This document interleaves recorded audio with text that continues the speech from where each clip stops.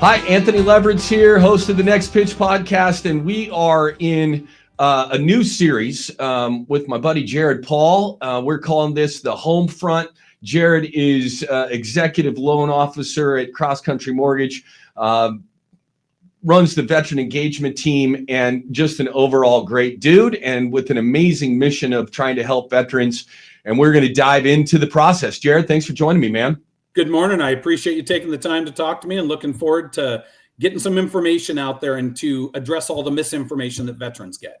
All right. We're going to start out with just the real basics, right? VA Loan Eligibility will be the title of this episode. But what is a VA loan? For people out there listening, what is a VA loan and what makes it different from the other loan products that are out there? Absolutely. And a question I get pretty much every day when I talk to veterans. So the biggest thing about VA loans is you have to meet certain requirements to be eligible, right? So you have to have served active duty for a certain amount of time, 90, 181 days, or you need to be in the reserves for 6 years, right? So you have to be eligible to get it. There are other. If you serve for 90 days, you can be eligible for a VA loan. 90 consecutive days. So if you have somebody that's a reservist, like they're 6-year reserves and they haven't met the 6 years, but they went active for 90 days during their reserve period and got shipped overseas, that can mean that they're eligible. Okay. Yeah, keep going. Perfect. So on an eligibility front, we on our end can pull what we call the certificate of eligibility. So when a veteran wants to know, yes, they can look it up as well. You can go to va.gov and search for your certificate of eligibility. We can also do it for you. We have access to the website. And so we can go in and typically within about 5 to 10 minutes, we can tell you if you're eligible or not. The only time that becomes a little bit of a problem is there was a period of time, if you are a veteran that is a little bit older, where records burnt in Washington, D.C., and it's a little bit harder to track down. Terrible. Right. So that's a real problem. We've only had about 5 or 10 of those veterans in the past 8 or 10 years that have come up. We have to dig a little bit deeper with VA. We have to have the veteran provide some records. But the reason the VA loan is beneficial is a few things. One, it's guaranteed by the federal government. That means that the end investors on Wall Street that buy VA loans are guaranteed to pretty much not lose money. What does that mean to you as the veteran? It means a better interest rate. If an investor doesn't have the risk or the exposure and they know they're going to be made whole, and there's obviously the PR part of you're helping veterans that they like to have as well. So the VA loan is beneficial because it has better rates. It's beneficial because it has no monthly MI. It's beneficial because it can be assumable. And the one thing that I find that is most beneficial is obviously 100% financing. They don't have to put any money down. And if we can get seller credits working with a realtor in tandem, we can get veterans into homes with $0 out of pocket. The one caveat that a lot of people miss is there's a 4% rule for VA. So if the seller gives you 4% credit and your closing costs and prepaids are 2.5%, we can actually use that additional money to pay off debt. So we have actually been able to help veterans do 100% financing, no down payment, get seller credits to pay all their closing costs and their prepaids, and paid off a $5,000 credit card. It's a lot of things that veterans aren't aware of, but even loan officers don't know to use to their advantage. So when I'm talking to my realtor, sometimes I'm like, hey, if you think you can get 4, we can actually help the veteran financially more than just buy a home. Super cool. So no money down, no mortgage insurance. You can use seller credit up to 4%, and you can use some of that money to pay debt if it's there. Absolutely. And a lower interest rate. Yep, lower interest rate. And then monthly MI is huge, right? Because you're putting zero money down. Any other loan that you don't put 20% down on, you have MI.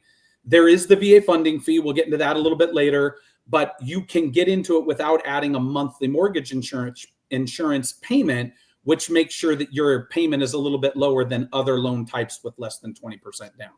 And we're going to define all of these terms as we go through here. MI standing for mortgage insurance. We're going to dive into that in our next episode of what that is after you go through the application process.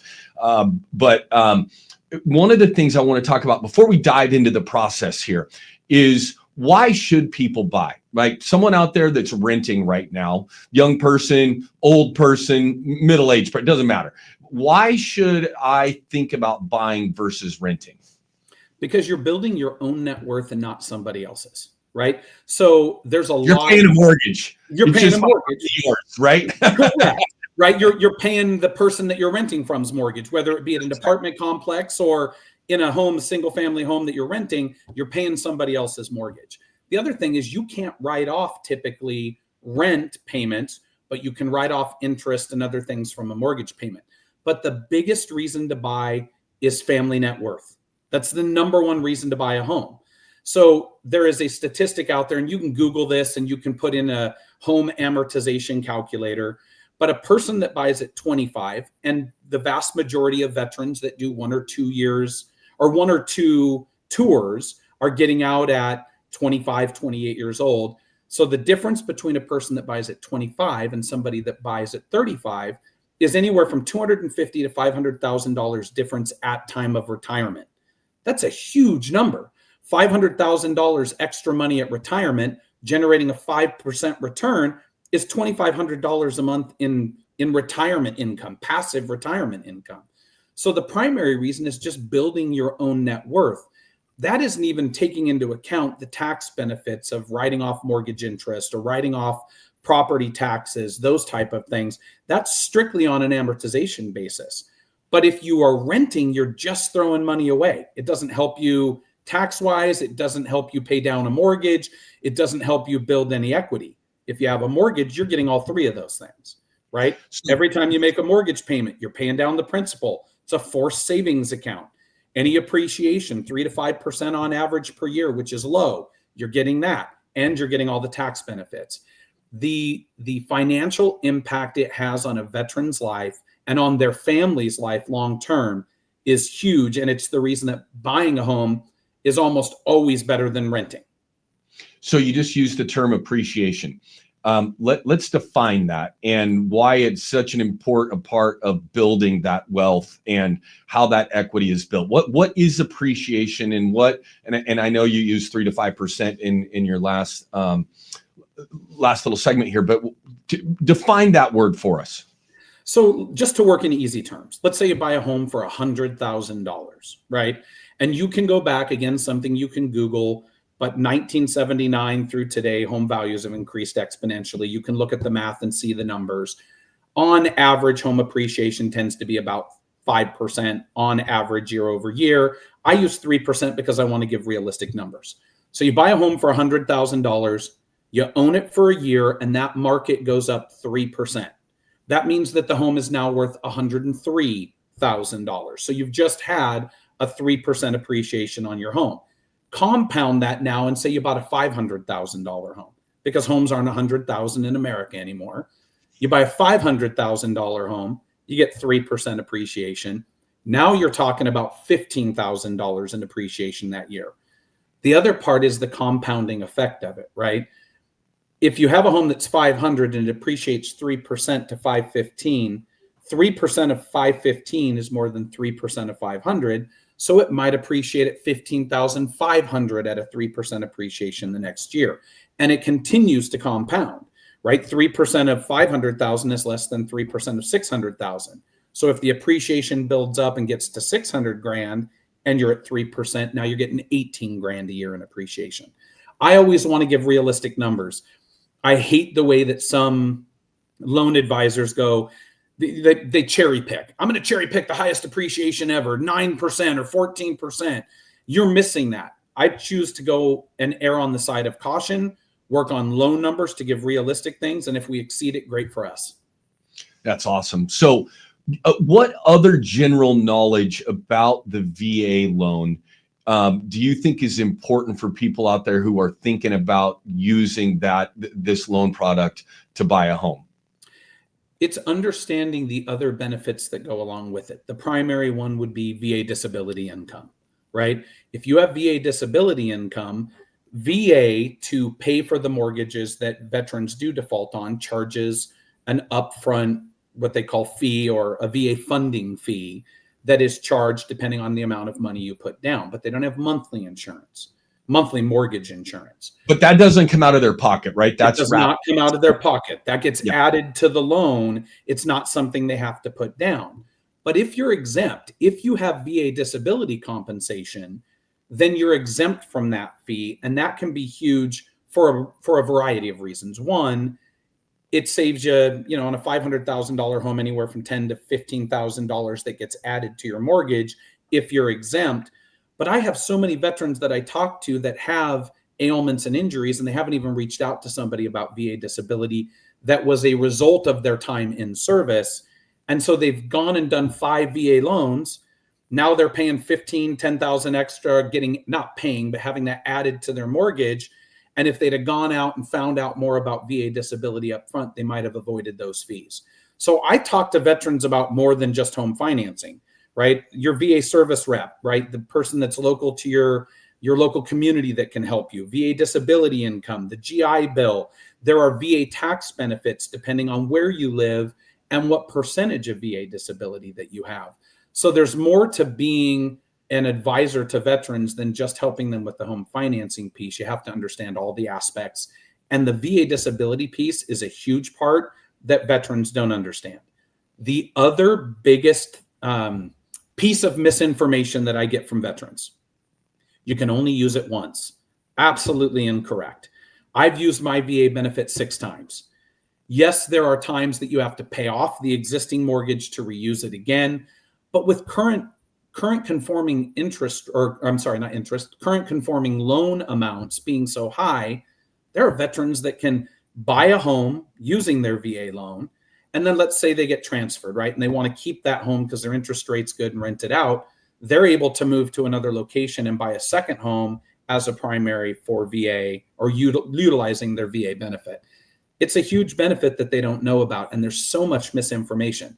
The other one you'll hear from realtors: we don't do VA loans. We won't accept a VA loan on a home that we have listed. First of all, give me that realtor's name, because I'd love to talk to them, because I don't understand why they don't want to work with veterans, right? The person that allows you to do your job and make your living, you don't want to give them a loan because you think VA loans are more difficult.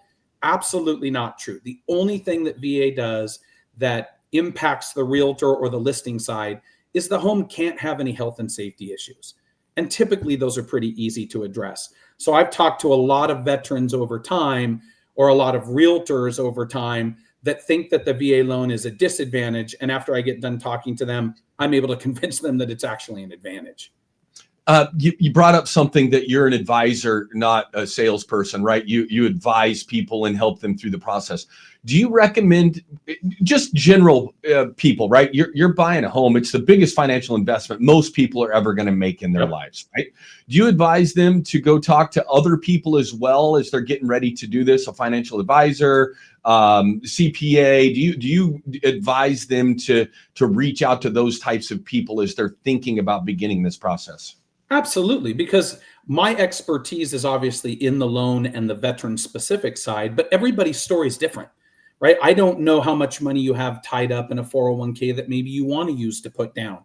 A financial advisor is going to be better prepared and better able and educated to help you with that decision, right? The tax benefits. I get a lot of people that ask me, hey, Jared, can you calculate what my tax benefits are?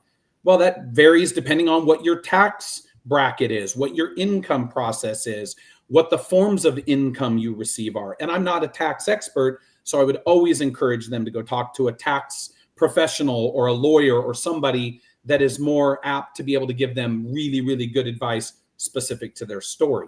The key is every story is different, right? I can't just give you a one blanket fits all policy on anything. I got to listen to what your story is. What is your income? What is your credit? Everything, and then advise you appropriately. But talking to multiple people to make sure that you're making the best financial decision for your family is 100% the right thing to do. It's awesome. Yeah, get educated. Find out, there's the information's out there. Call your loan officer, do your research. You can find the research, and the more educated you are about any decision that you're going to make, the more comfortable you're going to feel going through the process. 1,000%. And trust. Yeah. Do not work with somebody who says, trust me. Run for your life. Because if somebody's telling you that you have to trust them and you've never worked with them before, and they're not willing to provide you information and earn your trust, they're not worth your time. I get a lot of people that call me and say, hey, I filled out an application with this other guy or this other gal. We did all of this work, and then he bait and switched me, or he gave me some other stuff, but he told me to trust him up front. Make people earn your trust through education, information, and delivering for you. It's not something that anybody should give. It is always something that should be earned. Yeah. All right, man. Great information. We're going to now, in the next episode, we're going to dive into how to get started and how to get rolling. But to end every episode, we're going to, just the coolest thing you do is you give a portion of proceeds from every loan you do for veterans to charity. And going to highlight some of these organizations that you've worked with. Who are you highlighting today? So the one I want to highlight today is Freedom Trek Enterprises, or Excursions, FTE. It's local here in Arizona, but they do stuff nationwide. What I love is they get veterans together. So FTE's mission is to get a group of veterans together and take them on 2, 3, 4, 5-day hikes. The one that I've seen a lot of people do is they go through the Grand Canyon, right? They'll hike all the way to the bottom of the Grand Canyon. They camp a couple of times. And the best part about that, and veterans will know this, we love to share our war stories, right? Or our boot camp stories, or the funny stuff that happened, or the stupid things that we did while in service or after service. You get 3 or 4 nights with FTE to sit around a fire and kind of commiserate about the things that you did during service and make some connections with veterans that you didn't know before. And anything that you can do, obviously, to expand the group that supports you, whether it be on a phone call or an email, or just somebody that you have as a friend that'll go out and have a beer with you. It's worth the time.